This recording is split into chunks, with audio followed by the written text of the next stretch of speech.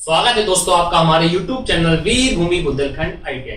मैं अरशद आलम रजा आपका एक बार फिर से स्वागत करता हूं अपने YouTube चैनल पर। और वीडियो को शुरुआत करने से पहले मैं आपसे यही कहना चाहूंगा कि अगर आप हमारे चैनल पर नए हैं तो फटाफट हमारे चैनल को सब्सक्राइब कीजिए और बेल आइकन को ऑन कीजिए ताकि पल पल की नोटिफिकेशन आपके मोबाइल में पहुंचती रहे। तो दोस्तों आज जो हम क्लास कवर करेंगे, हम वर्कशॉप कैलकुलेशन की क्लास कवर करेंगे। वर्कशॉप कैलकुलेशन की जो हमारी लास्ट क्लास थी उसमें हमने नया चैप्टर पढ़ा था, कार्य ऊर्जा व शक्ति। कार्य ऊर्जा व शक्ति को उस दिन मैंने आपसे कार्य और ऊर्जा को समझा दिया था। हालांकि थोड़ा मैं अभी रिवीजन करूंगा ताकि जिससे आपको थोड़ी पुरानी चीजें याद आए। ठीक, कार्य और ऊर्जा हमारा क्लियर हो गया था, तो थोड़ा हम पहले 2 मिनट रिवीजन करते हैं कि हमने क्या क्या पढ़ लिया था। तो सबसे पहले हमने क्या पढ़ा था? हमने पढ़ा था कार्य, कि कार्य क्या होता है। बस इस चैप्टर में आपको कार्य ऊर्जा शक्ति के बस ये बारे में पढ़ना है, इनका मात्रक क्या होता है, कैसी राशि है। ठीक है, बस इन तीनों के बारे में पढ़ना है और जो इसके इंपोर्टेंट एमसीक्यू जो है वो मैं आपको करा दूंगा, जो आपके एग्जाम में पूछे जाते हैं अक्सर। तो आइए हम इसको चैप्टर को पूरा कंप्लीट कर देंगे। ठीक है, तो आइए देखते हैं, हम इसका रिवीजन करते हैं। पहले थोड़ा कार्य क्या था। कार्य क्या होता है कि कार्य ये होता है कि यदि हम किसी वस्तु पर बल लगाएं, यदि हम किसी वस्तु पर बल लगाएं और बल लगाने के बाद उसकी स्थिति में परिवर्तन हो जाए, यानी उसकी दिशा में परिवर्तन हो जाए, तो उसको हम क्या बोलते हैं? कार्य कहते हैं। क्या कहते हैं? यदि किसी वस्तु पर बल लगाएं और बल लगाने से उसकी स्थिति में परिवर्तन आ जाए या विस्थापन हो जाए, तो हम उसको क्या बोलेंगे? हम उसका कार्य बोलेंगे। ठीक है, तो हम क्या कहेंगे? इसको कार्य को हम बोलते हैं यदि किसी वस्तु पर बल लगाकर उसकी स्थिति में परिवर्तन हो जाए, उसकी स्थिति में परिवर्तन हो जाए, क्या कहलाता है? कार्य कहलाता है। ठीक, फिर दूसरी बात मैंने बताया कि कार्य जो है आपकी अदिश राशि है। कार्य एक अदिश राशि। ठीक, कार्य का मात्रक बताया था मैंने। कार्य का एसआई पद्धति में मात्रक जूल होता है। क्या होता है? जूल होता है। कार्य का एसआई पद्धति में मात्रक क्या होता है? जूल होता है। उसकी डेफिनेशन क्या बताई थी मैंने आपको? यदि किसी वस्तु की स्थिति में परिवर्तन हो जाए, यदि किसी वस्तु पर हम बल लगाएं और उसकी स्थिति में परिवर्तन हो जाए तो वो कार्य कहलाता है। कार्य का अदिश राशि है। कार्य का मात्रक एसआई पद्धति में जूल होता है। क्या होता है? जूल होता है। कार्य का फॉर्मूला मैंने बताया था W बराबर F इंटू एस। क्या बताया था? W बराबर F। अगर थीटा की बात आए तो W बराबर F into S cos theta. कौन सा होता है? अगर थीटा की बात आ जाए तो W बराबर F into S cos theta. कभी कभार क्या होता है आपके पेपर में न्यूमेरिकल भी पूछ लिया जाता है। मान के चलो वो आपसे पूछ ले कोई 2 चीज की वैल्यू दे दे, नॉर्मल वर्क क्या होगा या विस्थापन क्या होगा, तो ये ध्यान रखना। तो जो W होता है वो होता है आपका कार्य, F जो होता है वो आपका होता है बल, S जो होता है वो होता है आपका विस्थापन। ठीक, ये मैं आपको दोबारा रिवीजन इसलिए करा रहा हूं ताकि ये आपको अच्छी तरीके से याद हो जाए। ठीक है ना, क्योंकि ये चैप्टर आप सिर्फ 2 ही क्लास का है। 2 ही क्लास में इस चैप्टर की सारी चीजें कंप्लीट हो जाएंगी। आज एक तरीके से रिवीजन हो जाएगा, ये चीज कंप्लीट हो जाएगी। ठीक है, तो कार्य क्या होता है? किसी वस्तु के ऊपर अगर हम बल लगाए तो उसकी स्थिति में परिवर्तन हो जाए, वो कार्य कहलाता है। कार्य एक अदिश राशि है। कार्य का एसआई पद्धति में मात्रक क्या होता है? जूल होता है। कार्य का जो फॉर्मूला होता है W बराबर F इंटू एस होता है। यदि थीटा की पता है तो cos थीटा यूज किया जाता है। यदि बल जो हो, सॉरी विस्थापन जो है लंबत हो, यदि थीटा का मान 90 हो, है ना, लंबत का अगर काम कर रहे हो यानी 90 डिग्री पर कोई काम कर रहे हो, तो हमेशा कार्य का मान 0 होगा। ये भी ध्यान रखना, ये भी पॉइंट होती है। कार्य का मान 0 होता है। ठीक है, तो आप 0 समझ सकते हैं क्योंकि cos 90 की वैल्यू क्या होगी? cos 90 की वैल्यू 0 होगी। अगर लंबत काम करेंगे तो cos 90 की वैल्यू 0 होती है। तो जब ये 0 पूरा हो जाएगा तो ये पूरे वर्ग को 0 नहीं कर देगा, क्योंकि अगर हम 0 का गुणा किसी में करते हैं तो 0 ही प्राप्त होता है। ठीक है, तो ये सारी चीजें इंपॉर्टेंट चीजें थी आपकी कार्य के बारे में। तो कार्य क्या होता है? कार्य एक अदिश राशि है। यदि किसी वस्तु पर बल लगाए उसकी स्थिति में परिवर्तन करे तो कार्य कहलाता है। ठीक है, स्थिति में परिवर्तन होता है कार्य कहलाता है। उस दिन मैंने आपको एग्जाम्पल के तौर पर समझा दिया था। ठीक है, और जो मेन बात है वो मैं रिपीट कर दे रहा हूँ कि कार्य कैसे पद्धति में जूल होता है। कार्य का फॉर्मूला क्या होता है? W बराबर F इंटू एस। अगर थीटा की वाला W बराबर F into S cos theta होता है। यदि थीटा का मान 90 डिग्री हो यानी लंबवत काम करे तो कार का मान 0 होता है। एग्जाम्पल के तौर पर यदि कोई आपका कुली जो है वो सर पे रख के प्लेटफॉर्म पे चलता है तो वो लंबवत काम कर रहा होता है, तो उस पर जो किया गया कार होता है वो उसका 0 होता है। ठीक है, एक एग्जाम्पल मैंने आपको ये भी दिया था कि अगर मैं 10 किलो की बोरी को लिए खड़ा रहूं अपने स्थान पर और अपने स्थान पर खड़ा रहूं ना अपनी स्थिति में परिवर्तन नहीं होगा तो वो कोई कार नहीं कहलाएगा। हालांकि मेरा बल लगाया हूं, मैं बोरी तो पकड़ा हूं, लेकिन क्या हो रहा है उसकी स्थिति में कोई परिवर्तन नहीं हो रहा है। यानी क्यों कहने का तात्पर्य यह है कि मैं बोरी को लिए खड़ा हुआ हूं, ना तो हिल रहा हूं ना कहीं रख रहा हूं, सिर्फ लेके खड़ा हूं एक समान अवस्था में, तो इस प्रकार कोई कार्य नहीं हो रहा। यदि मैं एक दीवार को धक्का दे रहा हूं, पूरी ताकत लगा रहा हूं, इस दीवार को मैं पूरी धक्का दे रहा हूं, पूरा बल लगा दे रहा हूं, लेकिन दीवार तो टस से मस नहीं हो रही है, यानी उसकी स्थिति में परिवर्तन नहीं हो रहा है। अब स्थिति में परिवर्तन नहीं हो रहा है तो इसका मतलब है कि कार्य नहीं हुआ है। हम भले ही कितना भी दम लगाते रहे, दीवार तो खिसकेगी नहीं, तो कार्य नहीं होगा, कार्य शून्य कहलाएगा। तो कोई काम नहीं हुआ, क्यों नहीं हुआ? क्योंकि उसकी स्थिति में परिवर्तन नहीं हुआ, इसलिए कार्य नहीं हुआ। तो ये सब जो पॉइंट थे मैंने आपको कार के बता दिए। उम्मीद करता हूं आपको कार आज रिवीजन करके पूरी तरीके से समझ में आ गया होगा, क्योंकि आज की क्लास में हम इसके एमसीक्यू क्वेश्चन भी करेंगे इंपोर्टेंट, जैसे आपके पेपर में पूछे जाते हैं। ठीक है, और कुछ आपको न्यूमेरिकल भी करा दूंगा, किस प्रकार का न्यूमेरिकल, तो चाहे मैं न्यूमेरिकल भी करा देता हूँ। ठीक है, तो ये क्वेश्चन आपका ये हो गया। ठीक, ये टॉपिक क्लियर होगा। अब हम पढ़ते हैं ऊर्जा को। ऊर्जा का जो हमने पढ़ा था वो हमने पढ़ा था ऊर्जा यानी एनर्जी। एनर्जी क्या होती है? एनर्जी मैंने आपको बताया था कि यदि किसी भी काम करने को, कार्य करने की क्षमता जो होती है वो क्या कहलाती है? ऊर्जा कहलाती है। यदि हम कोई काम कर रहे हैं और उसकी जो हमारी क्षमता होती है, कार्य करने की क्षमता जो होती है वो ऊर्जा कहलाती है। डायरेक्ट पूछ लेता है कि कार्य करने की क्षमता को क्या कहते हैं, ऊर्जा को क्या कहा जाता है, तो आप ध्यान रखिएगा कार्य करने की क्षमता जो होती है वो ऊर्जा कहलाती है। ठीक, कार्य करने की क्षमता, कार्य करने की क्षमता होती है वो क्या कहलाती है? ऊर्जा कहलाती है। कार्य करने की क्षमता जो होती है वो ऊर्जा कहलाती है। एक पॉइंट जो होता है, ऊर्जा भी एक अदिश राशि है। कैसी राशि है? अदिश राशि है ऊर्जा भी। ठीक है, अदिश अदिश का याद रखना, क्योंकि ये भी आपको कंफ्यूजन करता है कि कौन सी राशि सदिश है, कौन सी राशि अदिश है। ये मैंने आपको बताया था। एक मैंने बताया था कि ऊर्जा का मात्रक भी जूल होता है। ऊर्जा का मात्रक एमकेएस पद्धति में जूल होता है। ठीक, ऊर्जा का मात्रक भी क्या होता है? जूल होता है।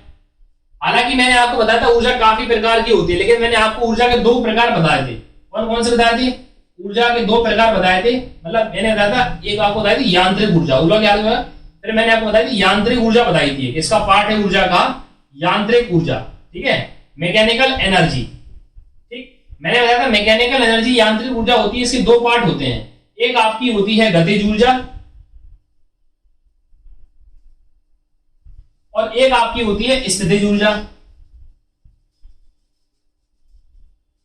ठीक, पूरा मैं रिवीजन करते रहा हूं आपको इस क्लास का, ताकि आपको मेन चीजें आपको इस चैप्टर की याद हो जाए। जो आपके बहुविकल्पी क्वेश्चन जो बनते हैं वो सब मैं आपको बता रहा हूं रिवीजन के तौर पर। जहां से क्वेश्चन बनते हैं, जो मैं पॉइंट लिखा रहा हूं, यही आपके बहुविकल्पी क्वेश्चन बनते हैं। ठीक है, तो मैकेनिकल ऊर्जा यानी यांत्रिक ऊर्जा जो होती है वो 2 प्रकार की होती है। कौन कौन सी होती है? एक होती है गतिज ऊर्जा, एक होती है स्थितिज ऊर्जा। तो आपकी जो यांत्रिक ऊर्जा होती है ना, आपकी जो यांत्रिक ऊर्जा जो होती है वो आपकी गतिज ऊर्जा प्लस स्थितिज ऊर्जा का योगफल होता है। इसका योगफल होता है, यदि अगर हम गतिज ऊर्जा और स्थितिज ऊर्जा को जोड़ देंगे तो वो बराबर क्या कहलाएगी? आपकी यांत्रिक ऊर्जा कहलाएगी। क्या कहलाएगी? यांत्रिक ऊर्जा कहलाएगी। यानी गतिज ऊर्जा प्लस स्थितिज ऊर्जा का जो योगफल होगा वो आपका यांत्रिक ऊर्जा कहलाएगा। क्या कहलाएगा? यांत्रिक ऊर्जा कहलाएगा। गतिज ऊर्जा और स्थितिज ऊर्जा का योगफल जो होगा वो आपका यांत्रिक ऊर्जा कहलाएगा। ठीक, दूसरी बात क्या है, एक मैंने बताया था कि गति ऊर्जा क्या होती है। गतिज ऊर्जा मैंने बताया था, गतिज ऊर्जा क्या होता है? किसी भी वस्तु की गति के कारण जो उसमें ऊर्जा उत्पन्न हो, किसी वस्तु की गति के कारण, किसी वस्तु में गति के कारण जो ऊर्जा उत्पन्न होती है, उसे गतिज ऊर्जा कहते हैं। क्या कहते हैं? गतिज ऊर्जा कहते हैं। गतिज ऊर्जा यानी उसको हम बोलते हैं काइनेटिक एनर्जी क्या बोलते हैं? काइनेटिक एनर्जी बोलते हैं। काइनेटिक एनर्जी का मैंने आपको फॉर्मूला बनाया था के ई बराबर हाफ mv²। ये फॉर्मूले जरूर याद रखिए क्योंकि इन फॉर्मूलों से ही आपके क्वेश्चन बनेंगे। डायरेक्ट आपको फॉर्मूला दे सकता है पेपर में कि काइनेटिक एनर्जी का फॉर्मूला क्या होता है, गतिज ऊर्जा का फॉर्मूला क्या होता है, स्थितिज ऊर्जा का फॉर्मूला क्या होता है। तो आप ये फॉर्मूले जरूर याद रखें। वर्ग का फॉर्मूला क्या होता है, फॉर्मूले, मात्रक, सदिश, अदिश, ये सब से ही आपके नॉर्मल क्वेश्चन बनते हैं। ठीक है, तो जिस वस्तु में गति के कारण जो ऊर्जा उत्पन्न होती है वो आपकी गतिज ऊर्जा कहलाती है। गतिज ऊर्जा का फॉर्मूला जो होता है वो होता है के ई बराबर काइनेटिक एनर्जी बराबर हाफ mv²। क्या होता है? काइनेटिक एनर्जी बराबर हाफ mv²। इसी प्रकार अगर मैं आपसे कहूं कि स्थितिज ऊर्जा क्या होती है, स्थितिज ऊर्जा में कुछ नहीं होता है। जिस वस्तु में स्थिति के कारण जो ऊर्जा उत्पन्न हो, जो उसमें गति के कारण जो ऊर्जा उत्पन्न हो रही हो, वो आपकी गतिज ऊर्जा कहलाती है। किसी वस्तु में अगर इससे कुछ नहीं करना है, किसी वस्तु में स्थिति के कारण जो ऊर्जा उत्पन्न हो, स्थिति के कारण जो ऊर्जा उत्पन्न हो, ठीक, स्थिति के कारण जो ऊर्जा उत्पन्न होगी वो आपकी कौन सी कहलाएगी? वो स्थितिज ऊर्जा कहलाएगी। और जो गति के कारण जो ऊर्जा उत्पन्न होगी वो गतिज ऊर्जा कहलाएगी। अब बात आती है इसका फॉर्मूला क्या होता है। तो आप ध्यान रखना, जो आपकी स्थितिज ऊर्जा होती है उसको बोलते हैं पोटेंशियल एनर्जी। क्या बोलते हैं? पोटेंशियल एनर्जी यानी पीई। और के ई यानी काइनेटिक एनर्जी होती है गतिज ऊर्जा। काइनेटिक एनर्जी यानी गतिज ऊर्जा। के ई बराबर हाफ mv² फॉर्मूला होता है हमारा किसका? गतिज ऊर्जा का। और स्थितिज ऊर्जा होती है पोटेंशियल एनर्जी। पोटेंशियल एनर्जी बराबर होता है mgh। क्या होता है? mgh। क्या होता है? mgh। जहां m जो होता है द्रव्यमान होता है, m क्या होता है?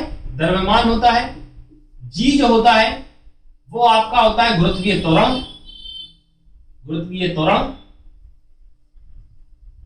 और h जो होता है वो होता ही ऊंचाई यानी हाइट। ठीक है, तो पोटेंशियल एनर्जी जो होती है वो आपकी होती है mgh और काइनेटिक एनर्जी होती है के ई बराबर हाफ mv²।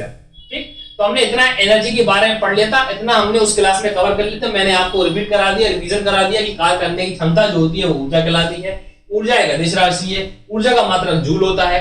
यांत्रिक ऊर्जा जो ऊर्जा का पार्ट होता है, हालांकि ऊर्जा काफी प्रकार की होती है, हमें नहीं पढ़ना है, जो हमें पढ़ना है वही इंपॉर्टेंट है। गतिज ऊर्जा और स्थितिज ऊर्जा पढ़ना है जो कि यांत्रिक ऊर्जा का पार्ट है। यांत्रिक ऊर्जा में अगर हम गतिज ऊर्जा और स्थितिज ऊर्जा को जोड़ देते हैं तो क्या बन जाती है? यांत्रिक ऊर्जा बन जाती है। यानी गतिज ऊर्जा और स्थितिज ऊर्जा का जो योगफल होता है वो यांत्रिक ऊर्जा के बराबर होता है। फिर आती है आप गतिज ऊर्जा कैसे कहेंगे? किसी वस्तु में गति के कारण जो ऊर्जा उत्पन्न होगी वो कौन सी ऊर्जा कहलाएगी? वो आपकी गतिज ऊर्जा कहलाएगी। कौन सी ऊर्जा कहलाएगी? गतिज ऊर्जा कहलाएगी। तो काइनेटिक एनर्जी बराबर होता है हाफ mv²। काइनेटिक एनर्जी बराबर हाफ mv², जहां m प्रदर्शित करता है द्रव्यमान को, v प्रदर्शित करता है वेग को, और के ई तो आप समझ ही रहे हैं गतिज ऊर्जा को। और जो स्थिति के कारण ऊर्जा उत्पन्न होगी उसको हम क्या बोलेंगे? स्थितिज ऊर्जा। जिसमें स्थिति के कारण जो ऊर्जा उत्पन्न होगी वो स्थितिज ऊर्जा होगी। इसका फॉर्मूला होता है पोटेंशियल एनर्जी बराबर पीई बराबर mg है, जहां m प्रदर्शित कर रहा है द्रव्यमान को, g प्रदर्शित कर रहा है गुरुत्वीय त्वरण को, और h प्रदर्शित कर रहा है ऊंचाई को। ठीक, मैं आपसे बार बार कह रहा हूं, ये जो फॉर्मूले लिखवा रहा हूं ये फॉर्मूले आप नोट कर लीजिए। इसी के ऊपर एग्जाम में आपसे न्यूमेरिकल भी पूछा जा सकता है। आपसे गतिज ऊर्जा का क्या पता है? अगर गतिज ऊर्जा का वो आपसे सवाल नहीं पूछे, मतलब आपसे क्वेश्चन नहीं पूछे, तो आपसे न्यूमेरिकल पूछ सकता है कि किसी वस्तु का द्रव्यमान 10 किलोमीटर है और उसका वेग 20 किलोमीटर है, तो उसकी काइनेटिक एनर्जी क्या होगी, गतिज ऊर्जा क्या होगी। ठीक है, तो आपको पहचानना पड़ेगा कि उसका फॉर्मूला याद होना चाहिए। तो फॉर्मूला अगर याद होगा तो आप फाइनल पुट कर दोगे, आंसर सॉल्व कर दोगे। अगर आपको फॉर्मूला याद नहीं होगा तो आप नहीं कर पाओगे। तो इसलिए इसके न्यूमेरिकल भी पूछे जा सकते हैं, इसलिए इनके फॉर्मूले अच्छी तरीके से करें। गतिज ऊर्जा बराबर होता है हाफ mv², पोटेंशियल यानी स्थितिज ऊर्जा बराबर होता है mgh, और वर्क बराबर होता है आपका क्या? F × S। ठीक, तो इतना हमने उस दिन कवर कर लिया था। अब हम देखते हैं अगला नया शक्ति को कवर करते हैं और कुछ इंपोर्टेंट पॉइंट पढ़ते हैं, इसके बाद हमारा चैप्टर कंप्लीट हो जाएगा। अगला जो हमारा नया है जो हमने नहीं पढ़ा था, हम पढ़ेंगे शक्ति को। शक्ति क्या होती है? इंग्लिश में हम इसको बोलते हैं पावर। क्या बोलते हैं? पावर। ठीक, शक्ति का एक अन्य नाम है सामर्थ्य भी बोल सकते हैं हम इसको, सामर्थ्य भी बोल सकते हैं। क्या? सामर्थ्य और शक्ति बात एक ही है। ठीक है, अगर कहीं सामर्थ्य लिख के आया और शक्ति लिख के आया तो समझना एक ही नाम है, यानी शक्ति को हम सामर्थ्य भी बोलते हैं। ठीक, तो शक्ति क्या होती है? ठीक, तो शक्ति क्या होती है? किसी भी काम करने की क्षमता जो आपकी कहला रही थी वो क्या कहला रही थी? ऊर्जा कहला रही थी। तो इसकी परिभाषा होती है किसी भी कार्य करने की दर, कार्य करने की दर जो होती है कर्ता की, वो क्या कहलाती है? शक्ति कहलाती है। ठीक है, कंफ्यूजन नहीं होना है। ठीक है ना, आपको कंफ्यूज नहीं होना है। अगर कार्य करने की क्षमता की बात की जाए तो वो क्या हो जाएगी, वो हो जाएगी आपकी ऊर्जा, और कार्य करने की मतलब कार्य करने की दर क्या कहलाएगी, शक्ति कहलाएगी। ठीक है, तो इसमें कंफ्यूज कर देता है एग्जामिनर, क्या होता है वो बोल देगा कि किस कार्य करने की दर कहलाती है खालिस्तान। तो ऊर्जा और क्षमता दोनों ऑप्शन में दिया होगा, सॉरी ऊर्जा और शक्ति दोनों आपके पेपर में एग्जाम में ऑप्शन में दिया होगा।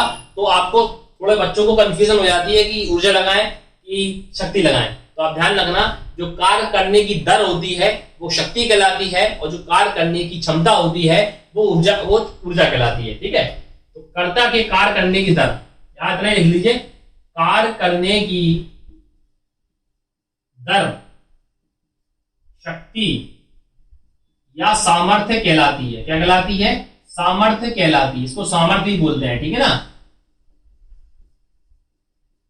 ठीक। तो कार्य करने की दर क्या कहलाती है, शक्ति कहलाती है या सामर्थ्य कहलाती है, और कार्य करने की क्षमता जो होती है वो आपकी ऊर्जा कहलाती है। इसलिए कंफ्यूज ना होना, क्षमता जो है वो ऊर्जा कहलाएगी और जो दर है वो शक्ति कहलाएगी। ठीक, शक्ति का मात्रक जो होता है, शक्ति का जो मात्रक होता है वो होता है वाट। क्या होता है, वाट होता है। ठीक, तो ये तो हो गया। इसका जो फॉर्मूला होता है वो होता है आपका P बराबर W/T। क्या होता है, P बराबर W/T, जहां P जो है शक्ति को प्रदर्शित करता है, W जो है कार्य को प्रदर्शित करता है, और T जो है समय को प्रदर्शित करता है। ठीक है, ये सब आप लिख लोगे तो समझने में आपको आसानी होगी कि शक्ति का फॉर्मूला क्या होता है। तो P बराबर W/T आपका फॉर्मूला होता है, जहां P जो होता है वो शक्ति को प्रदर्शित करता है, W जो है कार्य को प्रदर्शित करता है, T जो है समय को प्रदर्शित करता है। ठीक, अब बात आती है कि ये तो एक परिभाषा हुई, कार्य करने की दर जो होती है वो शक्ति कहलाती है, लेकिन फिजिक्स की भाषा में एक इसकी भाषा और होती है। ठीक है, तो इसकी परिभाषा एक और होती है। क्या होती है, वो होती है कि एकांक समय में किसी मशीन द्वारा किया गया कार्य, एकांक समयांतराल में यानी एकांक समय में किसी मशीन के द्वारा किया गया कार्य जो होता है वो उसकी शक्ति कहलाती है। क्या कहलाएगी, एकांक समय में किसी मशीन द्वारा किया गया कार्य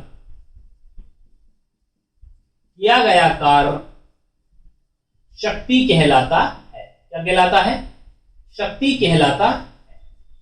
ठीक है, तो एकांक समयांतराल में यानी ये तो एकांक समयांतराल में किया गया कार्य वर्क, यानी फॉर्मूला जो बना है वो इसी से परिभाषा मिल रही है।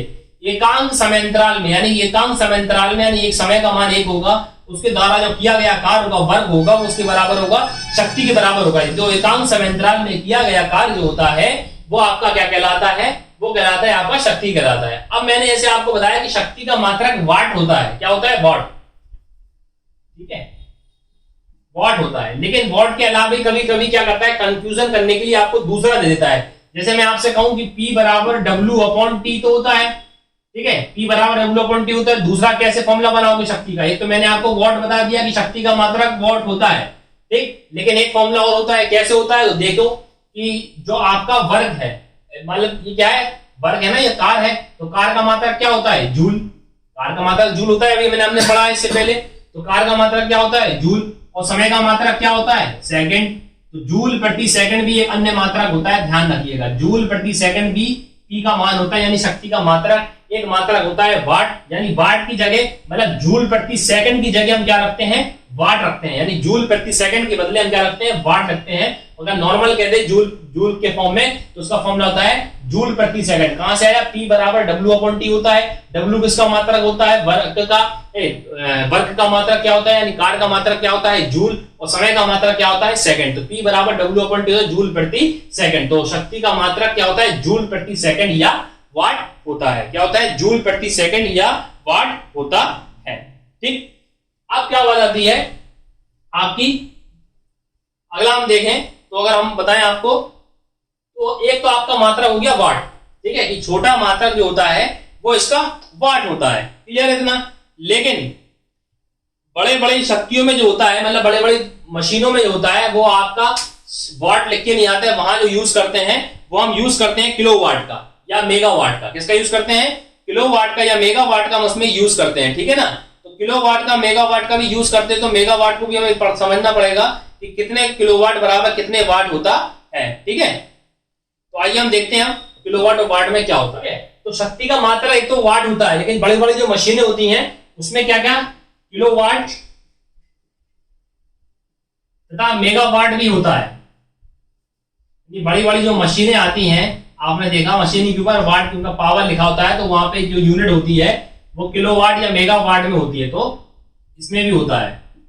ठीक है, जो वाट होता है वो उसका छोटा मात्रक होता है, यानी बड़े लेवल में इंडस्ट्रियल एरिया में मशीनों में हम जो देखा आते हैं, मशीनों में जो लिखा रहता है वो आपका किलोवाट व मेगावाट लिखा होता है। ठीक है, तो आइए हम इसको देखते हैं कितने वाट बराबर क्या, ये बहुत पूछता है। ठीक है, तो पहले बात आती है कि 1 किलोवाट,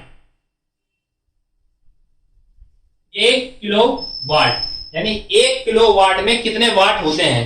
तो 1 किलोवाट में जो होते हैं वो आपके होते हैं 1000 वाट। ये ध्यान रखना, इससे क्वेश्चन डायरेक्ट बनते हैं। 1 किलोवाट बराबर कितना होता है, 1 किलोवाट बराबर होता है 1000 वाट, यानी 1 kW इजिकल टू 10 की पावर 3 10 की पावर 3 वाट। 1 किलोवाट में कितने वाट होते हैं, 10 की घात 3 वाट।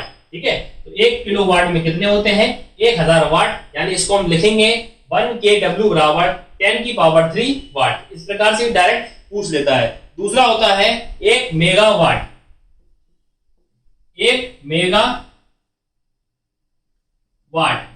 ठीक, तो 1 मेगावाट क्या होता है, 1 मेगावाट में जो होता है वो आता है आपके डबल इसके बराबर, यानी 6 जीरो होते हैं इसमें। ठीक है, कितने होते हैं, 6 जीरो होते हैं, 3 3 6। ठीक, तो हम इसको लिखेंगे 1 मेगावाट बराबर क्या हो जाएगा, 10 की पावर 6 वाट।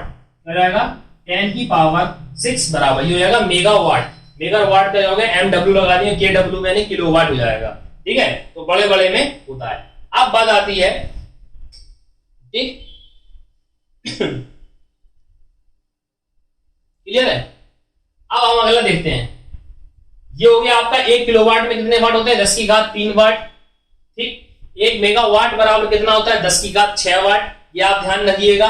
ठीक है, फिर पूछता है कि एक अश्व शक्ति यानी हॉर्स पावर में कितने वाट होते हैं। ये बहुत बार पूछा जाता है, ये इंपॉर्टेंट है, इसको याद रखिए।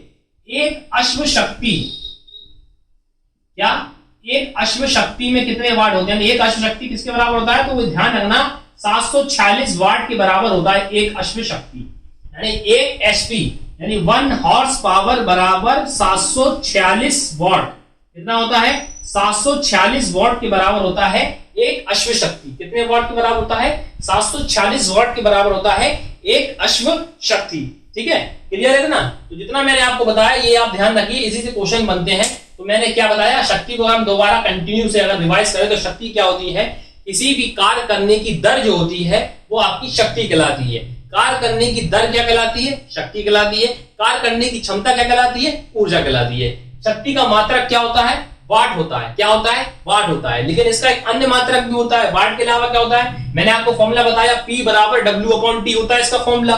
तो इसकी परिभाषा बताई थी कि एकांक समयांतराल में मशीन द्वारा किया गया कार्य क्या कहलाता है, शक्ति कहलाती है। एकांक समयांतराल में किया गया कार्य क्या कहलाता है, शक्ति कहलाती है। तो P बराबर W/T हमने फॉर्मूला बना लिया। तो W क्या होता है, वर्क, और T क्या होता है, समय, टाइम, और P होगी शक्ति। तो W का मात्रक क्या होता है, जूल, यानी कार्य का मात्रक जूल, और समय का मात्रक सेकंड। तो शक्ति का एक अन्य मात्रक क्या होगा, जूल प्रति सेकंड भी होता है। अगर वहां पे वाट लगा नहीं है तो जूल प्रति सेकंड भी हम उसका मान देख सकते हैं। ठीक है, एक अन्य मात्रक होता है जो वाट जो होता है वो छोटे लेवल पे होता है। शक्ति का मात्रक जो होता है, वाट जो होता है वो छोटे लेवल पे होता है, छोटी चीजों में। बड़े बड़े लेवल पे यानी इंडस्ट्रियल एरिया में जो हम यूज करते हैं वो हम किलोवाट व मेगावाट का यूज करते हैं। 1 किलोवाट बराबर कितना होता है, तो 1 किलोवाट जो होता है वो आपके 1000 वाट के बराबर होता है। कितने बराबर होता है, 1000 वाट। तो 1 किलोवाट बराबर 10 की पावर 3 वाट। एक मेगावाट कितने बराबर होता है, 1 मेगावाट जो होता है वो आपके 10 की पावर 6 वाट के बराबर होता है। किसके बराबर होता है, 10 की पावर 6 वाट के बराबर होता है। फिर आता है एक अश्व शक्ति, ये बहुत इंपॉर्टेंट है। एक अश्व शक्ति में कितने वाट होते हैं, तो एक अश्व शक्ति में 746 वाट होते हैं। कितने वाट होते हैं, 746 वाट होते हैं।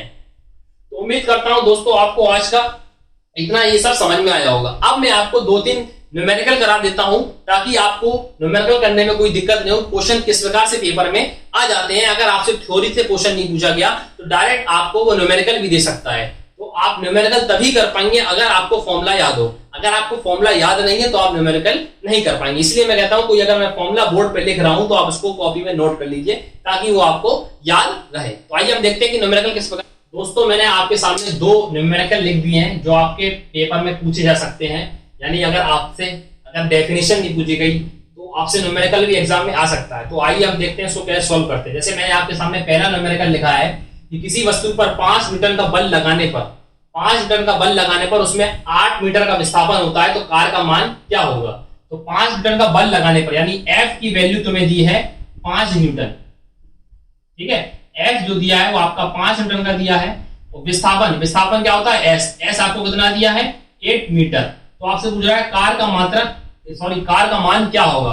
W आपको बताना है। तो मैंने आपको फॉर्मूला बताया था W बराबर F इंटू एस। क्या होता है W बराबर F इंटू एस। तो W बराबर F कितना है आपका 8 मीटर और S कितना है F कितना है आपका 5 मीटर और 8 है आपका विस्थापन। तो 8 पंजे 40 यानी 40 जूल यानी 10 जूल 40 जूल 20 जूल या नन ऑफ दिस यानी ऑप्शन नंबर बी आपका राइट आंसर हो जाएगा। ऑप्शन नंबर बी आपका 40 जूल आपका राइट आंसर हो जाएगा। कुछ नहीं आपको फॉर्मूला याद होगा, हाल फिलहाल आपको सॉल्व कर देना। F की वैल्यू आपको दी थी, S की वैल्यू आपको दी थी यानी बल दिया था, विस्थापन दिया था, कार पूछा था W बराबर F इंटू एस। तो 5 गुणे 8 8 पंच 40, ठीक। तो ऑप्शन नंबर 20 का राइट आंसर हो जाएगा। इसी प्रकार जो अगला सवाल है वो कह रहा है यदि 2 जूल कार 2 सेकंड में किया गया हो तो सामर्थ्य कितनी होगी। 2 जूल कार यानी W जो दिया है वो 2 जूल दिया गया है और समय जो दिया है वो 2 सेकंड का दिया गया है। तो आपसे पूछ रहा है सामर्थ्य यानी शक्ति। तो P आपसे पूछ रहा है तो फॉर्मूला क्या होता है P बराबर W अपॉन T। क्या होता है P बराबर W अपॉन T। तो W की जगह क्या रखोगे 2, T की जगह क्या रखोगे 1, 2 से 2 एकम 2 यानी P बराबर 1 यानी 1 वाट आपका आंसर आएगा यानी ऑप्शन नंबर ए आपका राइट आंसर हो जाएगा। तो आपको फॉर्मूला याद करना है। बिल्कुल बेसिक क्वेश्चन देगा, सरल एग्जाम में आपके क्वेश्चन आते हैं जो आपको देखने में तो डर लगता है लेकिन अगर आपको फॉर्मूला मालूम है तो आप 2 चुटकियों में सवाल को सॉल्व कर सकते हैं, ठीक है ना। तो उसका फॉर्मूला था केवल फॉर्मूला बेस आएगा W बराबर F इंटू एस और P बराबर W अपॉन T। अगर आपको फॉर्मूला याद होगा तो आप उसको चुटकियों में सॉल्व कर सकते हैं। तो दोस्तों आज की क्लास के लिए इतना ही है। आज ही जो हमने चैप्टर पूरा कंप्लीट कर लिया, हमने इसकी पूरी जो परिभाषाएं थी यानी थ्योरी जो कवर कर ली, सबको हमने पढ़ लिया। अब जो इसके 2-4 MCQ क्वेश्चन हो सकते हैं इंपोर्टेंट कैसे पूछे जाते हैं वो मैं आपको अगली क्लास में जब भी होगी तो मैं इसको करा दूंगा। तो मिलते हैं आपको नेक्स्ट वीडियो में और हमारी वीडियो को लाइक करना ना भूलें और हमारे चैनल को सब्सक्राइब करिए। तब तक के लिए नमस्कार।